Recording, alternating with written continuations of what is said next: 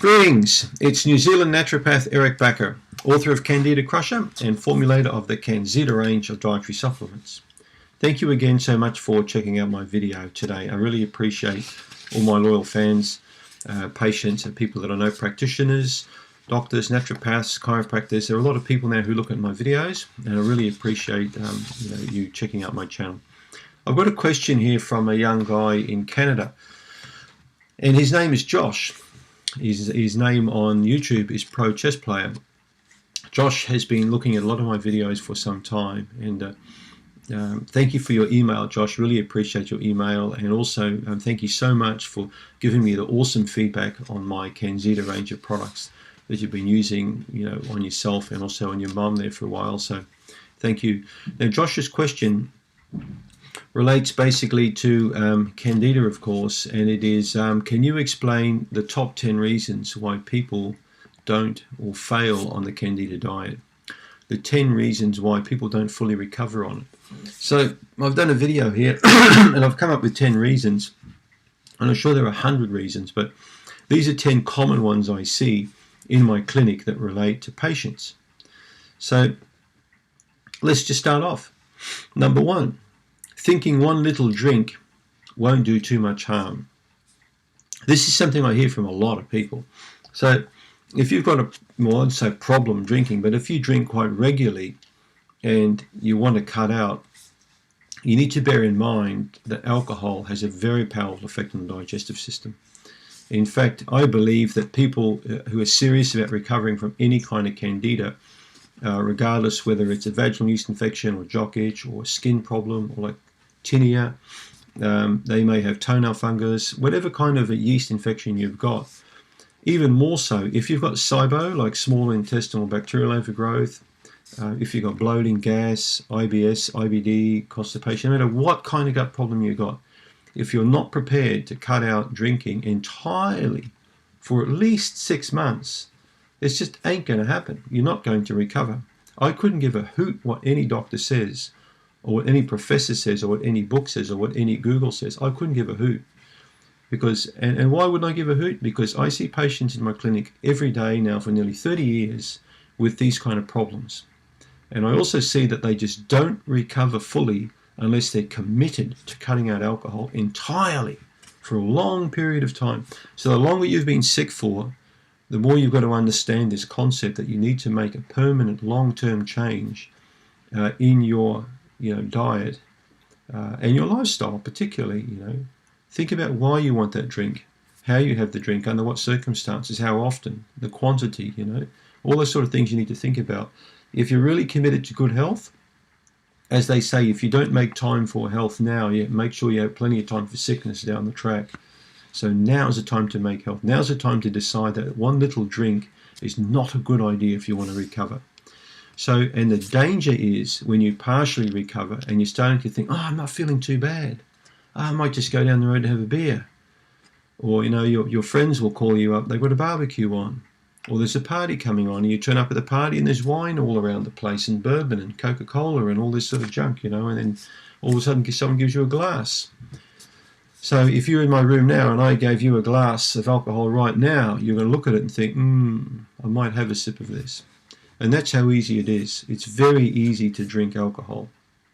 It's very easy to drink alcohol when you're starting to feel good. And of course, on the road to recovery, that's when it often occurs. So be very careful, okay, and be fully committed to a full recovery, which means a strict adherence to no alcohol, and not until you feel well, but until you feel well to the point where inside there's a big chance you're not going to aggravate. And the last thing I'll leave you with the alcohol thing is, you're the one who decides when he or she wants to have a drink, not people around you, not friends or family. You're in the driver's seat, okay? So this is not a religious sort of bashing alcohol, anti-alcohol bashing kind of a thing at all. It's got nothing to do with faith or belief or spirituality. This is purely to do with your gut microbiota, okay? You must not drink for a long time unless you want partial recovery and then relapse. Number two, throwing caution to the wind when you're dining out. Big mistake a lot of people make is when they go out eating. Now, going out eating, this could be again, in a family's house or at a friend's. It could be at a diner. It could be at a takeaway bar. It could be anywhere. It could be a picnic. So when you go out of your house eating somewhere, it's easy to make mistakes. It's easy to, again, throw caution to the wind, and then next thing your auntie or your sister-in-law says, come on, have this nice piece of apple pie. And forget that candida crap. You haven't got this stupid infection. You're a hypochondriac. It's all in your head. Come on, just eat this pie and enjoy it with us. Stop being such a baby, you know. You know what I mean? So a situation like that could come up. And of course, you may feel bad or feel, you know, harbour thoughts where you think, well, you know, Auntie Thelma, I don't really want to offend Auntie Thelma. I better have that damn pie or something like that. So then you have the pie and then you feel bad later. Again, don't let people decide what's right for you. You decide what's right for you on your road to recovery, okay? You basically say, look, I don't really want the pie. You don't have to argue about it. If Auntie Thelma's got the problem, well, then it's her problem, not your problem, okay? So be careful when you eat out. And again, as you recover, it's easy to throw caution to the wind.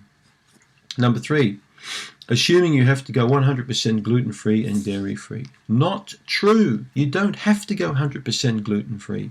Just because every blog site out there, everything, the Huffington Post and, you know, American Scientific and all these sites are saying that you should eat gluten-free. You don't have to eat gluten-free. It's not true.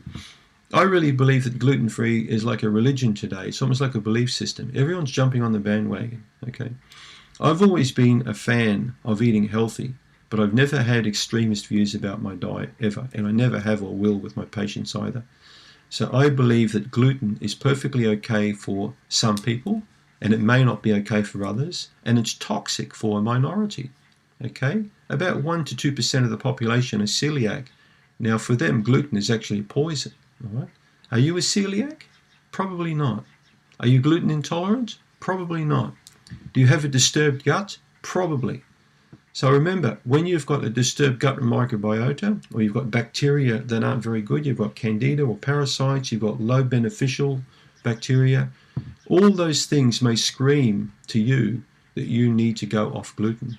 You may not need to go off gluten. I can tell you now, after seeing thousands of patients, people get sick and tired of being gluten-free. They hate it. Every label's got to be scrutinized. Every time they go out, every single package they purchase, they look for gluten this and gluten that. What a pain in the butt. There's a big chance you may not need to avoid gluten 100%. All right? Big chance. And how are you going to find out? If you want to go gluten-free, my view is cut right back on gluten to start with, like take all the bread out of your diet. But if you occasionally eat oats with gluten, oh goodness, you're not going to die of toxicity, are you? All right? If you're going to have a piece of sourdough bread with no yeast in it, and it's a good quality stone ground wholemeal flour, I don't think you're going to drop dead the following day. All right? And it's going to give a little bit of variety to your diet. You're going to enjoy it a lot more, your diet. You're going to maintain weight and energy and feel good about what you're eating. Remember, food's more than just stuff that you shove down here, okay? It's also, there's a huge psychological component to eating. You've got to feel good about your diet. It's got to smell good and taste good and look good. Huge part of food is enjoying food. How the hell can you enjoy gluten-free, dairy-free, this free, that free, kosher and halal and all this sort of stuff? And goodness, I mean, you'd be down to 5 foods. You'd actually develop anxiety disorder about what you're eating, which a degree of my patients actually have. They actually develop serious anxiety about what they eat. Not a good way to live, is it? So, and remember also, the sickest patients I've got have got the best diets, the best, and they're still sick. They've been gluten-free for 10 years and they look like crap. They look grey in the face, they look sick. Oh, but I'm eating all this and I'm eating all that and everything's so good that they're eating. Then why are they so sick all the time? So, and we'll talk about another point later, that there's a lot more to candida diet than just food, okay? Dairy-free as well. Now, dairy is a different kettle of fish, okay, because you've got much more of a chance of having an allergy towards beta-casein, or one of the primary proteins in dairy. Gluten allergy is not that common. After looking at many thousands of different food allergy reports, I'm not convinced that gluten is anywhere near as allergenic as cow's milk. Cow's milk is the most allergy forming of all foods or drinks on the planet, period. All right, so you could have lactose intolerance or you could have a casein allergy, 2 different animals. Lactose intolerance will mean more diarrhea and bloating. The casein allergy will mean more, dairy-related allergies. So I'm not a fan of drinking cow's milk myself. I do love a little bit of cheese here or there, especially mozzarella cheese or parmesan, very high-quality cheese. But apart from that, I'm not really into dairy. But again, your call. But don't be extremist with gluten. Please don't do it. 4. Assuming you have to eat 100% organic, biodynamic, certified this, certified that. It's not going to happen, guys. Come on. When you go out, you can't always be anal about every tiny little piece of food, where it's grown, how it's grown. We're starting to go back to the anxiety disorder again. Most people will tell you they eat certified organic, and they may eat it certified organic, but is it really helping them with their diet? I don't really believe it is. I grow a lot of my own food because I really enjoy the outdoor experience. I feel I'm doing something for me and my family, and I'm a gardener anyway. But I also buy a lot of vegetables and fruits from the farmers markets, good quality. Now, are they sprayed? I don't know. Do they have chemicals on them? I don't know. They look bloody good.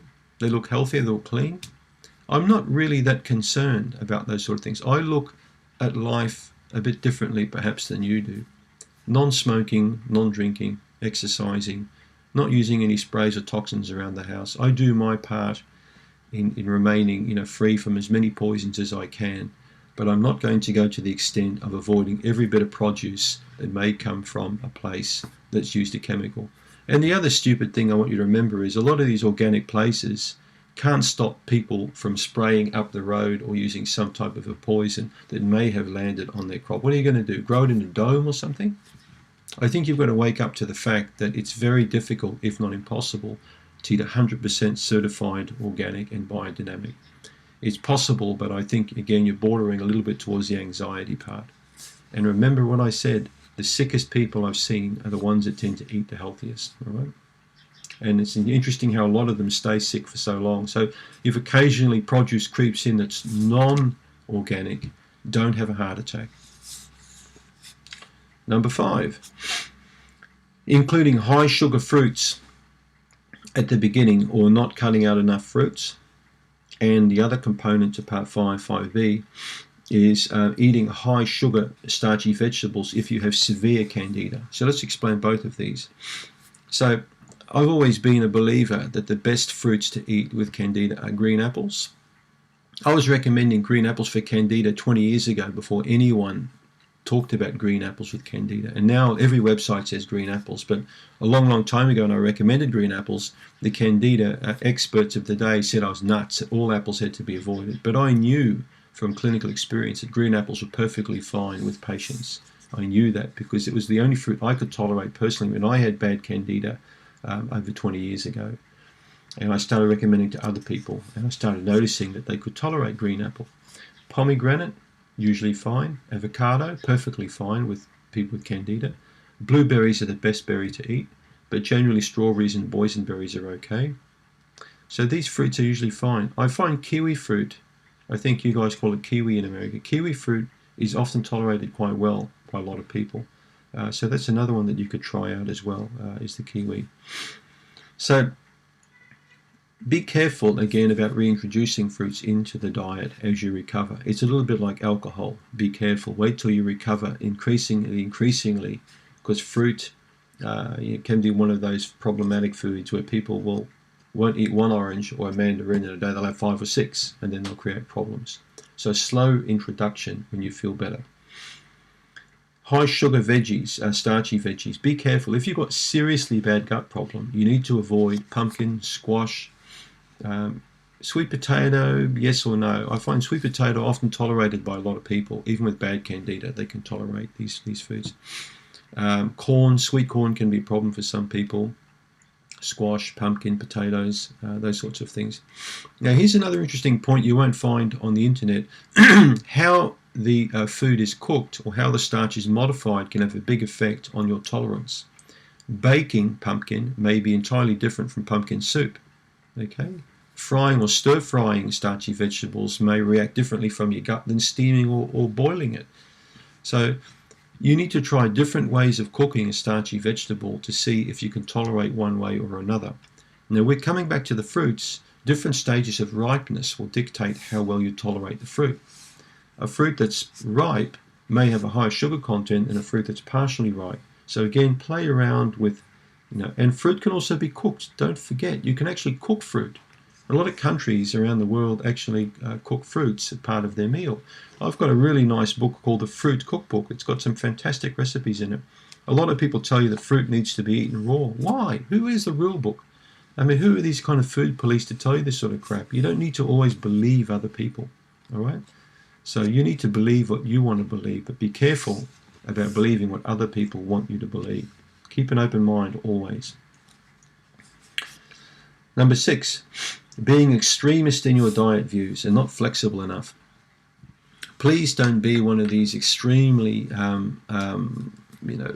full-on sort of focused person who really believes that their diet is the highway. All right, I've seen way too many people over the years with very powerful extremist views. It's almost like they've got this religious conviction that everything they eat that's not on the yes list is toxic to them. So, as you will see in a minute, diet alone will not cure candida. In fact, it's a small part of recovery, and yet people tend to think that everything's about diet. Well, it's not. It's quite a stupid belief to think that everything you eat is going to seriously improve your health or make it sick. I've seen many patients over the years with very mediocre and bland diets in fantastic health, and people who don't eat organic, people who don't eat a wide variety of foods. Likewise, I've seen many people on the most amazing diets that are so sick and so toxic and so anxious that they can't even leave their house, and they eat the most incredible diet. So extreme views create extreme problems, all right? So when you start to believe, have this extremist point of view, you're digging a hole for yourself, and you're also alienating yourself from a lot of other people, all right? Number 7, thinking that your diet alone will cure your candida. Well, this is absolutely not true. Diet, as I've written in my book, I believe personally accounts for about 25% of recovery. 75% is the other stuff. This is the unseen stuff. This is the stuff, the iceberg under the water that you can't see. The tip on the top is the diet, the rest underneath is a lifestyle. All right? So I've made many videos, if you look at my channel, on lifestyle and candida. I've talked about stress and candida. I've talked about exercise and candida. Unless you lead a balanced lifestyle and understand the importance of sleep, exercise, really good relationships with people around you, understanding stress, having some understanding of adrenal and thyroid function and their role in immunity. All these concepts need to be learned to a degree if you want a full recovery. I've seen some patients who've been sick for 10, 20, 30 years recover in 6 months when they had the light bulb moment, when they found out what their problem was and they made changes. And all of a sudden, the obstacle to cure was removed and the body recovered, regardless of the diet. So don't be a person who's extremist thinking that the diet is the make or break all, because it ain't that way, okay? Now, I don't care what blog sites again tell you or so-called experts. This is my personal experience based on nearly 30 years of practice. Diet plays an important but a less important role in recovery than your environment and your lifestyle does. Number 8, failing to understand the relationship with stress, adrenal function, and digestion and recovery. So I don't think I'll talk too long on this point because it's quite a big point really to go into. That was good. There's a lot to talk about. I could do a whole 1-hour video just on one aspect of stress alone, but I want you to really understand there's a really big connection between the gut and the brain. There's a really big connection between stress, and particularly the autonomic nervous function that controls stress. There's a big relationship between that being balanced and recovery from candida. The body has got its own inbuilt mechanism that can perfectly deal with pathogens, different kinds of yeast, different parasites, bacterial imbalances, inflammation. All these things can be controlled by the gut quite adequately. But remember that the brain controls the gut to a huge degree. All right? Check out my videos I've done on vagus nerve. I'm sure I've done some videos on the vagus nerve. That will explain about the gut-brain connection. When you understand this, you're going to know more than your medical doctor knows about recovery. All right? You don't need a magic wand to understand why you're not recovering. If you've got the best diet on the planet and you're not recovering, This is what you need to understand, is point 8.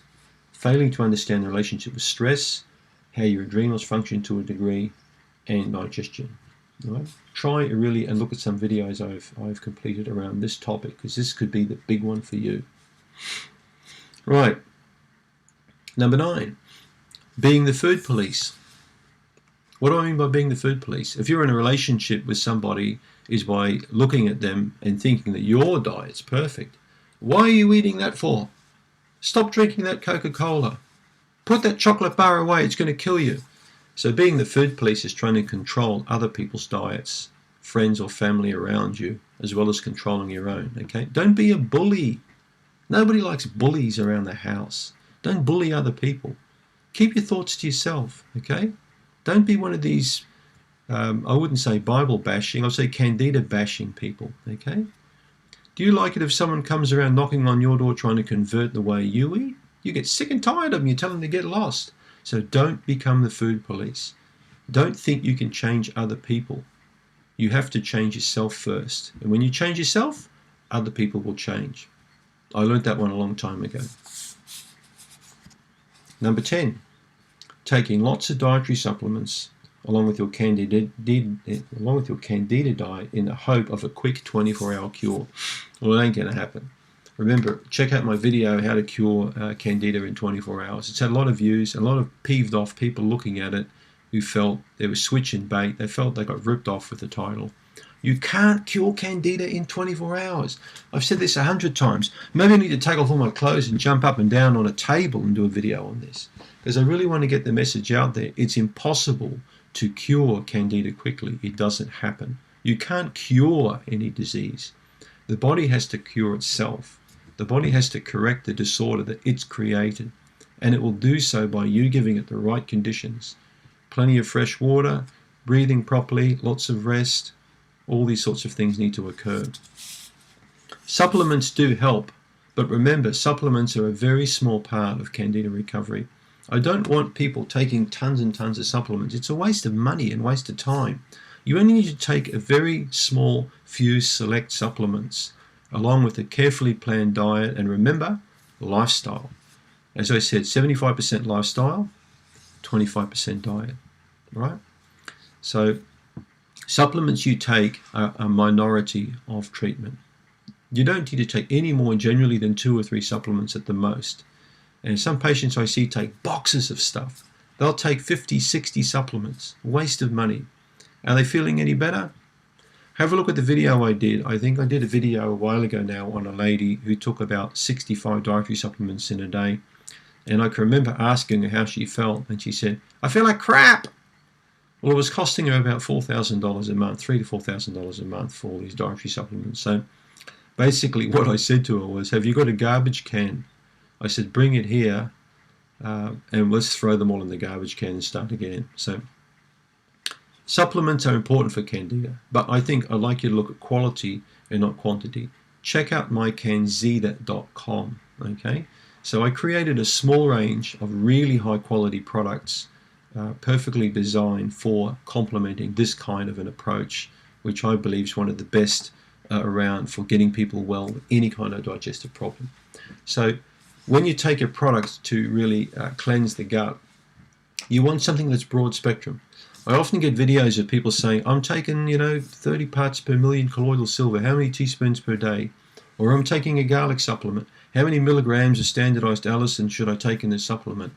Or I'm taking undecyanuric acid. Should I take 500 milligrams twice a day? So my reply to all of those people is, hang on a minute, why don't you take a broad spectrum product that's got all of this stuff in it? Because it's going to not just target the 19 different Candida species we commonly see in people. It's going to target about 50, 60 different kind of parasites we commonly see. It's going to target a whole lot of different species of yeast that we commonly see, because we see up to 400 species of yeast in people. It's going to target a lot of bad bacteria that are going in transition from good to bad. It's going to help to push them back to good. It's going to create the balance again. This is what you need, is a broad spectrum product. When you go out hunting, I don't go out hunting, but let's say you go out hunting and you want to shoot a duck down or a bird out of the sky. I think you're better off using a shotgun than you are a handgun. Would you agree? handgun's probably going to work, but you'd have to be damn good at aiming and know exactly what you're doing. But the shotgun is just point and shoot and you've got it. And that's what we call broad spectrum. It's going to work much easier than something with a very narrow focus. So the shotgun is my product called Kanzida Remove. It's got a very good broad spectrum action. It was based, I produced it after looking at thousands of stool tests and looking at the sensitivity panels to see what kind of natural medicines would best target all the pathogens I found in people's digestive system, and that's why I made that product. I think it's the only product of its kind on the market. It's broad spectrum. It takes a good couple of hours to break down in the body to release its contents. It's a tablet because I couldn't get everything I wanted into a capsule. I had to make a tablet, and it works very, very well. So you take generally 2 or 3 per day. The second product I made is called Kanzida Restore. Now I made that as an enzyme probiotic, and it perfectly complements the Remove. So the Remove and the Restore work well together. The Restore improves stomach function, pancreatic function, and duodenum function. So it improves the way that the digestive system works. It helps to break down food to a higher degree. Plus it contains the best probiotics in it that I could possibly find, and also the strains that I really wanted people to have with Candida. So the combination of these 2 products has a very good restorative effect on Candida. And when taken both together for a period of anywhere between 2 to 6 months, incredible improvements will occur when you apply the right kind of diet and lifestyle. So a long-winded reply, Josh. So I hope I've given you a good enough information on this video to really help you understand some of the mistakes that people make and the mistakes that you shouldn't be making. Thanks for tuning into my video today.